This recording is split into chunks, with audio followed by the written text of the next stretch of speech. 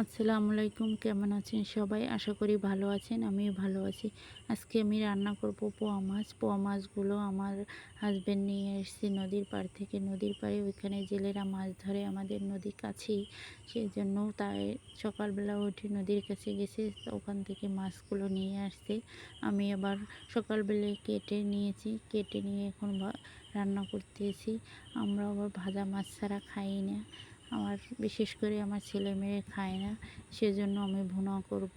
মাছটা ভেজে নিয়েছি, এই তো ভেজে নিয়ে ভালো করে তারপর পেঁয়াজ বাটা, রসুন বাটা দিয়ে দিলাম। এগুলো দিয়ে ভালো করে নিয়েছি, হলুদ গুঁড়ো, মরিচ গুঁড়ো, লবণ এগুলো দিয়ে দিব। দিয়ে ভালো করে একটু নেড়ে চেড়ে নিব। এই যে আমরা গ্রামে আসছি, গ্রামে এখন থাকবো, সেই জন্য আসি পড়ছি শহর থেকে। যদিও আমার মেয়ের স্কুল দূর হয়ে যায়, তারপরও কিছু করার নেই। ওর বাবা বাহির থেকে এসে পড়েছে, এখন আমাদের গ্রামে আসতেই হবে, সেজন্য আমরা এসে পড়েছি। এই যে